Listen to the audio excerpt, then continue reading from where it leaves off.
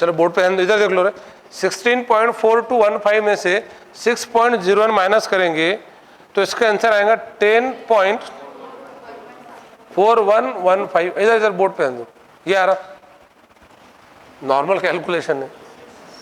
अब ये देखो, इन ये जो डिफरेंस आ रहा ये फाइनल आंसर, ये इन दो टर्म्स का आ रहा। इसमें डेसिमल के बाद 4 डिजिट है, इसमें डेसिमल के बाद 2 डिजिट है, तो अपने को ये फॉर्म में लिखना पड़ेगा इसको,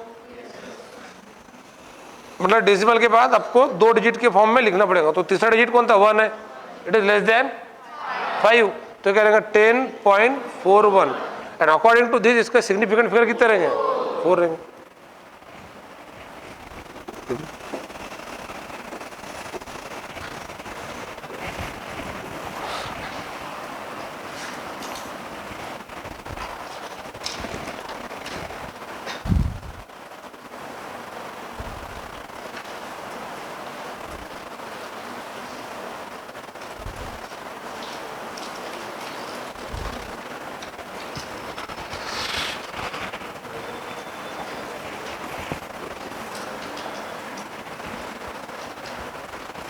अब देखो जो डिवाइडेशन का पॉइंट आता है ना, इधर बोर्ड पे ध्यान देना यार को। डिवाइडेशन के इसमें एक काम करना, ये क्वेश्चन बहुत इजी है, बच्चे इसको सॉल्व करके निकलते। एक बात ध्यान में रखना, अगर इस टाइप का कैलकुलेशन आया कि एक पर्टिकुलर नंबर डिवाइडेशन मल्टीप्लिकेशन है, तो ये देखना इसका सिग्निफिकेंट फिगर कितना है ओवरऑल, ये तो नहीं पकड़ेंगे। अरे पहले नॉन जीरो के पहले का जीरो है ना, तो ये पकड़ेंगे। ये इसका कितना है? हाँ 5। इसका कितना है?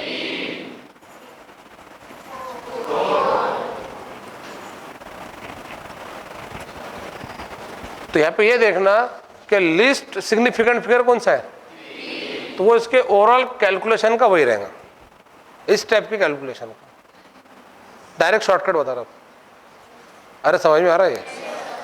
एडिशन सब्सट्रैक्शन तो अपन देखते डेसिमल के बाद में, और ये ऐसा मल्टीप्लिकेशन डिवाइडेशन आ रहा है इस तरह का, तो इसका आंसर रहेगा दैट इज 3। तो आप क्या करो, चारों को सर्कल निकालो, उसके ऊपर सिग्निफिकेंट फिगर लिखो, जो लिस्ट रहेगा वो उसका आंसर रहेगा, लिस्ट प्रिसाइज।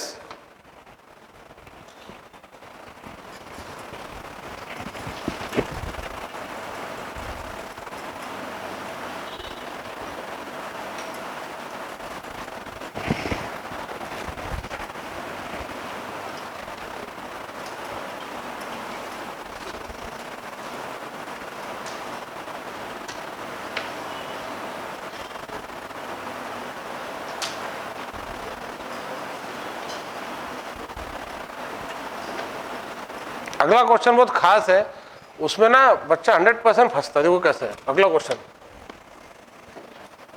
100% आप गलती करेंगे। ये जो 15 क्वेश्चन है ये थोड़ा सा क्लियरली समझना। हाँ इधर देख लो, बस ये सिंपल क्वेश्चन खत्म। 16 के बाद कैलकुलेशन के क्वेश्चन स्टार्ट। इधर देख लो, बोर्ड पे ध्यान देना। यहाँ पर 0.46 को हमने इससे डिवाइड कर रहे, 0.029236 आंसर आ रहा। इसको ज्यादा करेक्टली किस तरीके से लिखा जाएगा, ये बोर्ड पे ध्यान देने को जरा।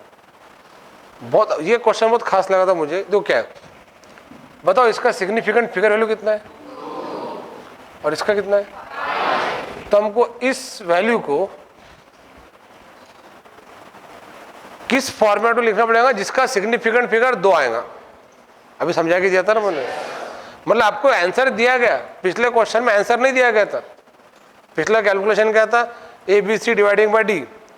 आपको कैलकुलेशन पूछा गया था, कैलकुलेशन करना नहीं था। हमने ABCD में देखे कि लीस्ट सिग्निफिकेंट फिगर वैल्यू कौन सा है, वो जो रहेगा वो आंसर रहेगा उसका ओवरऑल कैलकुलेशन का।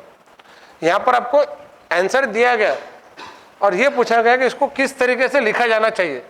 तो बेसिकली आपको ये करना था, इसका सिग्निफिकेंट फिगर कितना 2 है, इसका सिग्निफिकेंट फिगर कितना 5 है, तो आपको ये वैल्यू को उस फॉर्म में लिखना पड़ेगा जिसमें सिग्निफिकेंट फिगर कितना है 2 है। अब बताओ इसका सिग्निफिकेंट फिगर कितना है? नॉन जीरो के पहले का 0 सिग्निफिकेंट फिगर, अगर डेसिमल के पहले 0 है तो। अरे समझ में आ रहा है ये? तो इसका सिग्निफिकेंट फिगर 1 है। इसका कितना है सिग्निफिकेंट फिगर?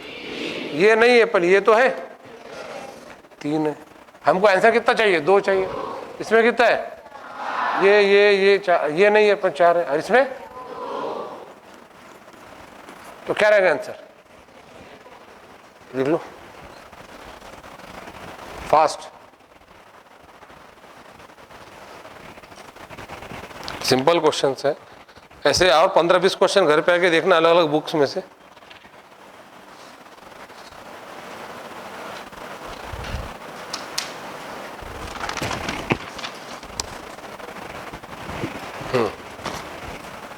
आगे इधर बोर्ड पे ध्यान दो। अगला क्वेश्चन, अभी अपन ने अभी राउंडिंग ऑफ वाले क्वेश्चन देखे थे। इधर देखो रे, ये कितना है? 5 से ज्यादा रहता तो इसको अपन 1 से बढ़ाते, 5 से कम रहता तो इसको इतने रखते। अगर 5 है तो फिर ये देखा जाएगा कि उसका जो प्रीसीडिंग है, प्रीसीडिंग मतलब उसके पहले का, वो ऑड है कि अगर इवन रहा तो वैसे रखना है, और ऑड रहा तो उसको इवन बनाना है। तो इवन है कि ऑड है? तो 3 को क्या करना पड़ेगा? 4, 1. ये बन जाएगा 1.24। ये 5 है, उसका प्रीसीडिंग डिजिट 2 है और वो इवन है, तो क्या हो जाएगा? 1.22। अरे समझाए? हाँ बेटा, बच्चों के क्वेश्चन खत्म हो गए। अब थोड़ा सा इसमें लेवल बढ़ेंगे बट मतलब थोड़ी सी लेवल 1 कह सकते हैं। अभी तो 0 लेवल के क्वेश्चन चल रहे थे अपने, सिंपल सिंपल। और सुनो एक मिनट, इधर देख लो। अगर मान लो ये जो अपन ने 15-16 क्वेश्चन लिए, ये अपन नहीं लेते ना, तब भी कोई स्टूडेंट बोलते नहीं क्लास में से, सर क्वेश्चन तो लिए नहीं अपन ने। अरे जब 12 महीने में आपने 4 चैप्टर पढ़े, वहाँ आप कुछ नहीं बोल रहे, और 6 महीने में 26 चैप्टर पढ़ेंगे तब भी कुछ नहीं बोलेंगे, सिर्फ बैल के ऐसे उठ के फीस दे के आएंगे 1,70,000, 1,60,000, तो क्या बोलना फिर आपको? तो ये क्वेश्चंस मैं फैक्ट बता रहा, ये क्वेश्चंस मैं आपको सेटिस्फाइड करने के लिए नहीं ले रहा, रिजल्ट के लिए ले रहा है। और जिसको खुद का रिजल्ट बनाना है उसने ईमानदारी से फॉलो करते चल रहा है। और अभी अपनी कहानी शुरू होने को 8 दिन भी नहीं हुए सही तरीके से, और अपन इनिशियल स्टेजेस पे ये देख रहे हैं कि ज़्यादा बच्चे जो अभी जुड़ेंगे उनको नुकसान नहीं होना चाहिए ज़्यादा। अपना अगला चैप्टर केमिकल बॉन्डिंग है, ये अपना 9वां लेक्चर है। रिपीटर्स बैच का 1 लेक्चर मैं कल एडिशनल लूँगा, और एक्चुअल में कल से केमिकल बॉन्डिंग स्टार्ट करना था तो अपन वो परसों से स्टार्ट करेंगे कल, और इसकी जम के प्रैक्टिस करेंगे मोल कंसेप्ट की। आज और कल मिला के जितना लेते हैं उतना कवर कर लेंगे। अब मैं चाहूँ तो एक दिन भागा सकता, चलो छोड़ दो, बाकी कर लो अपने प्रिपेयर्ड, आप भी कर लेते प्रिपेयर्ड, फिर वो होंगे नहीं ना। पर और गलती देखा था क्वेश्चन आ जाए कि जो अपने नहीं लिए, फिर ये जो लियो तो चलेगा ना पानी में, मेरा भी अगर आपके भी गए, फिर तो मेहनत करिए पानी के अंदर। तो करके कॉन्क्रीट तरीके से एंड सॉल्यूशन तक क्या उसको पढ़ो। कोई चैप्टर करना है तो अच्छे से प्रिपेयर्ड, या फिर कुछ करो ही मत, या फिर एक तीसरा ऑप्शन है मेन करो, फिर लक पे डिपेंड करेगा, तो उसमें कुछ भी हो सकता है, है ना। फिर डबल से पढ़ना पड़ेगा रिपीट करने के लिए, फिर डबल से पढ़ना ही चाहिए, पहले अच्छे से पढ़ लो ना। अब ये जो अगला क्वेश्चन है ना, इसमें ये इतनी बड़ी इंफॉर्मेशन दी गई इंग्लिश में, इसको थोड़ा बड़ा करेंगे जरा अपन और देखेंगे प्रॉपर। हाँ देखो रे, बेसिकली ये क्वेश्चन बहुत सिंपल है। इसमें पता है क्या बोला गया? इसमें ये बोला गया, क्वेश्चन समझो पहले क्या है। तो zinc sulphate contain 22.65% of zinc and 43.9% of water of crystallization. If the law of constant proportion is true, then the weight of zinc required to produce 20 gram of the crystal will be. अभी तक देखो क्या बोला गया इसमें, बहुत simple तरीके से बोला गया कि जो जिंक सल्फेट है इसमें जिंक का जो परसेंटेज है वो इतना है। इसका कुछ भी काम नहीं था, जबरदस्ती कंफ्यूज करने के लिए दिया गया, बिकॉज क्वेश्चन पूछा गया था वेट ऑफ जिंक पर। तो हम देखेंगे जिंक का परसेंटेज कितना है।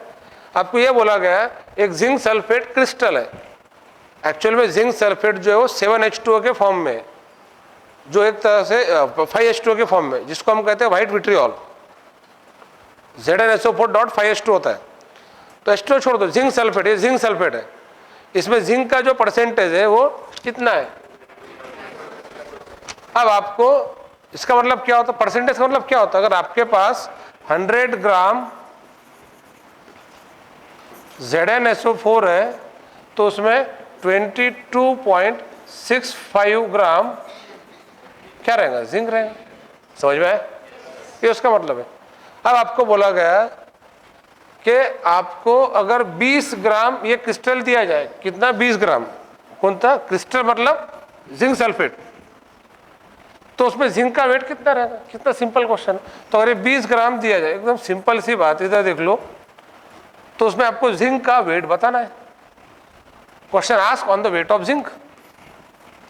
अरे समझ में आ रहा है, सिंपल क्वेश्चन।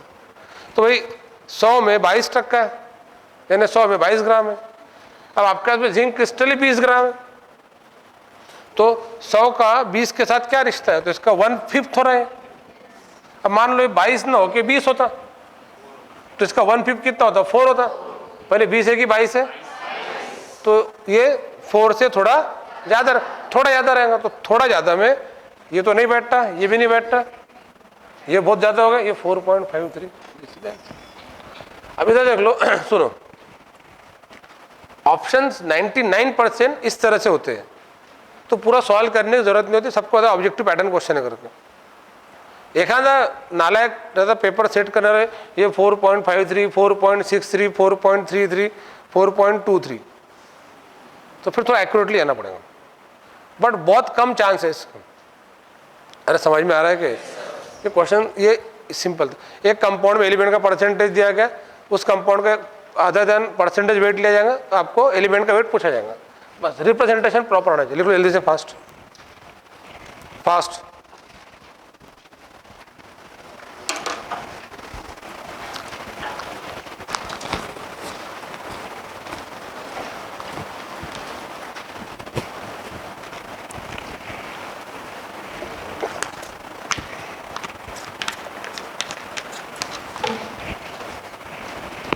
नेक्स्ट,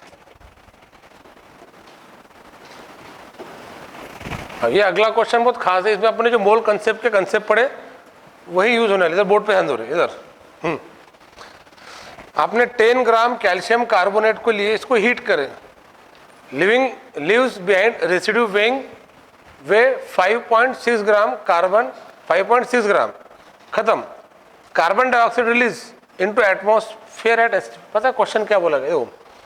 सबसे पहले एक बात क्लियर कर लो, कुछ कंपाउंड के डीकंपोजिशन ऐसे होते हैं जिनके आपको रिएक्शन डायरेक्टली पता होना चाहिए। जब आप एस ब्लॉक पढ़ेंगे तो कैल्शियम कार्बोनेट का डीकंपोजिशन आ जाएगा। तो बहुत सिंपल है कि अगर कैल्शियम कार्बोनेट का डीकंपोजिशन होता है CaCO3, तो ये CaO प्लस CO2 देता है, और ये बहुत फेमस रिएक्शन है, बहुत बार आएंगी। अभी पहली बार ये करके लग रहा है कि याद होगा कि नहीं होगा, अपने आप याद हो जाएगा क्लास के अंदर। 8 महीने में कम से कम 3-4 बार आएंगे रिएक्शन। एक बात बताओ, 100 ग्राम CaCO3 लिए क्या, 100 ग्राम उसका वेट ही होता है। हालांकि आपको 100 ग्राम का आपको 10 ग्राम लिया गया, तो 100 ग्राम इसका टोटल वेट कितना, 100 ग्राम है। कैल्शियम कार्बोनेट का मॉलिक्यूलर 100 40, 12 और 48, तो ये 56 ग्राम भरता है, ये 40 और 16, और ये कितना रहेगा 44 ग्राम में सब। अब आपने कैल्शियम कार्बोनेट 10 ग्राम लिए, तो ये कितना, अभी 100 का 10 करें ना, तो कितना रहेगा 5.6, 4.4। अब सुनो अच्छे से, एक मिनट,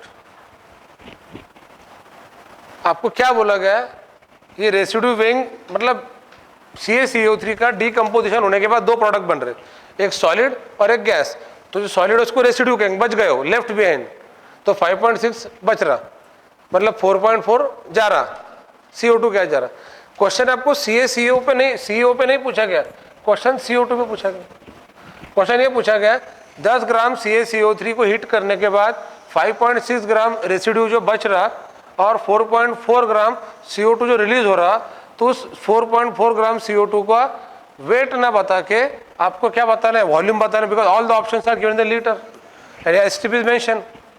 तो for CO2 you know very well कि 44 ग्राम बराबर 22.4 लीटर। किसी भी गैस का मॉलिक्यूलर वेट ये मोलिकुलर वॉल्यूम के बराबर होता है, मतलब molecular weight is equal to molar volume and the value of molar volume at STP वैसे तो 2 है, 22.4 भी है, 22.7 भी है, बट 1 बार और 1 एटमॉस्फेयर, मैंने बताया था आपको पहला पॉइंट। पर अगर वो दिया हुआ नहीं है तो एसटीपी पर की स्टैंडर्ड वैल्यू 22.4 लेंगे। अब 44 ग्राम बराबर 22.4, तो 4.4 ग्राम कितना होगा, that is equal to 2.24 litre है क्या, 2.24 लीटर दिया हुआ है, खत्म हो गया क्वेश्चन। वैसे इधर देखो रे, इस क्वेश्चन को सॉल्व करने के लिए इतना लिखने का काम ही नहीं है, बट 100 पे से 44 में रहा तो 10 पे लेगा 4.4, 44 बराबर 22.4, तो 4.4 बराबर 2.24। अरे समझ में आ रहा है कि? अब एक मिनट, यहाँ पर आपको CO2 का वॉल्यूम पूछा, ये क्या पर से समझा, ऑप्शन पर से, और आपको CO2 के मॉलिक्यूल पूछते, कभी क्या पूछते, मॉलिक्यूल, तो आप तब भी आपको पहले क्या निकालना पड़ता, वेट। बेटा वेट निकालते आ गया मतलब मोल निकालते आ गया, मतलब मोल तो क्लियरली समझ में आ रहा ना, 44 ग्राम मतलब कितना, 1 मोल हो रहा, तो 4.4 ग्राम कितना होगा, 0.1 मोल होगा। 0.1 मोल को मॉलिक्यूल में कन्वर्ट करना है तो मल्टीप्लाइंग में एवोगाड्रो नंबर, 0.1 मतलब कितना होगा, 10⁻⁻⁻1 इंटू 6.023 इंटू 10⁻23, 23 -1 गेट कैंसिल, तो मॉलिक्यूल में निकाल सकते हैं। अगर एटम्स पूछते तो मल्टीप्लाइंग बाय 3। अरे समझ में आ रहा है? ऑक्सीजन के एटम पूछते तो वो 3 की जगह मल्टीप्लाइंग बाय 2। कोई भी क्वेश्चन सॉल्व करते हो तो पहले वेट निकाल जाना चाहिए। ये आपको वेट पूछा कि वॉल्यूम पूछा गया था, वॉल्यूम, तो वॉल्यूम 2.24 लीटर। नेक्स्ट, फास्ट लिखो ना, हल्का हल्का मेंशन कर लो, या तो एक काम करना PDF पर से देख लें, चलो जान दो, टाइम नहीं है, होंगे नहीं क्वेश्चन, मैं इतने आराम से समझा रहा। अब यार ये देखो, विच ऑफ द फॉलोइंग, हाँ इधर मैंने कितनी बार बताया आपको कि law of multiple proportion, compound different multiple proportion लिखो बाजू में, कंपाउंड डिफरेंट एलिमेंट सेम, उस क्वेश्चन के बाजू में लिखो कंपाउंड डिफरेंट एलिमेंट सेम। यार जो बच्चे लेट आए ना उनको ये मिला नहीं, कितने बच्चे डिनर DP पे नहीं है, नहीं है ना आपके पास, हाथ ऊपर करो ना, कितने बच्चों के पास, 1 2 3, आपने लेकर आएगा DP उधर से, यो बेटा तू जा और DP 3-4 लेकर जाओ, पेपर लेकर ऑफिस में, यार यही है ना, ऐसे ले लेंगे। अरे नितिन इनको दे दे DP को, होगा उनका कंप्लीट, उनको 9 बजे बुलाना है कल से, DP भी दे देंगे, और नवेश सर को 9 से टाइम होगा। आपका एक अच्छा मतलब आपके लिए गुड न्यूज़ ये है कि आपकी टेस्ट नहीं है आज, और इसलिए नहीं है कि मैं इसकी जो पहली टेस्ट लूँगा तभी लूँगा जब चैप्टर अपना क्लोज होगा, और एक लेक्चर लगेगा क्लोज करने के लिए अपनों, क्योंकि अपना 9वां लेक्चर था, तो एक लेक्चर कर लेंगे और टेस्ट अपन ट्यूसडे को लेंगे। टाइम बताओ ना आपको क्लास के अंदर, अरे समझ में आ रहा? तो टेस्ट का टेंशन मत लो, टेस्ट अपन तभी लेंगे जब चैप्टर मेरे हिसाब से पूरा होगा, क्योंकि मेरे हिसाब से अगर ऐसा ना हो तो आपका वेस्टेज ऑफ टाइम होगा और मेरा वेस्टेज ऑफ पेपर होगा, है ना। चलो पेपर का तो कुछ नहीं बना, आपका टाइम तो इंपॉर्टेंट है। Carbon monoxide, carbon dioxide, board पे ध्यान दे दो, तो कार्बन मोनोऑक्साइड CO, ये मैंने कितनी बार, कंपाउंड डिफरेंट एलिमेंट सेम, बाकी आप चेक कर लो अलग अलग। अब sodium chloride, sodium bromide, compound different है, एलिमेंट भी डिफरेंट है, मल्टीपल प्रोपोर्शन कब लगता है, कंपाउंड डिफरेंट एलिमेंट सेम, वहाँ लिख लो इस पॉइंट को बार बार, कंपाउंड डिफरेंट एलिमेंट सेम लिखना चाहिए। आगे मल्टीपल प्रोपोर्शन पे जानबूझ के 2-3 क्वेश्चन लिए गए, हाँ इस लॉ ऑफ मल्टीपल प्रोपोर्शन कब लगेंगे इसके अंदर, कब लगेगा, 4th ऑप्शन में, कारण कंपाउंड डिफरेंट है, देखो रे N2O is nitrous oxide, NO is nitric oxide, तो compound different element same.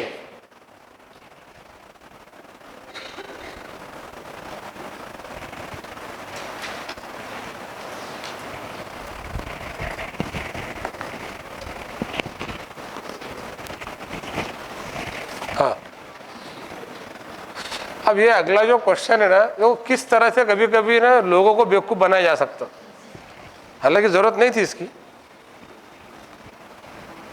Carbon and oxygen forms 2 compounds, तो यह 1.5 लाइन के अंदर तो बोल जाएगा 2 एलिमेंट है कार्बन और ऑक्सीजन, और ये 2 कंपाउंड बोला सर, हाँ ऐसा कहा बोला गया कि 2 अलग अलग कंपाउंड है। अभी जब 2 कंपाउंड है मतलब भी अलग अलग है ना, अगर एक ही रहता तो काय को 2 बोलते थे, पागल कुत्ते ने काटा, एक को दो बोलेंगे करके। तो क्लियरली क्या बोला गया, कार्बन और मिलके दो कंपाउंड बना रहे, तो कंपाउंड डिफरेंट बन रहे। अब फिर आगे देखो, आगे का तो कुछ पढ़ने नहीं था। Carbon content in one of them is 42.9%, while in the another is 27.3%. The data is in support. तो एक्चुअल में ये परसेंटेज अलग अलग दिया गया। तो हमको पता है कि एक ही एलिमेंट के बनने वाले दो कंपाउंड में परसेंटेज एलिमेंट का अलग अलग आ सकता है, वो उनके सिंपल होल नंबर रेशियो में रहता है। हमको उसमें जाना नहीं, सिंपल क्या जाना है, कंपाउंड डिफरेंट है, एलिमेंट सेम है। एलिमेंट कौन से है, दोनों जो कंपाउंड बन रहे हैं उसमें कार्बन और लॉ ऑफ मल्टीपल प्रपोर्शन।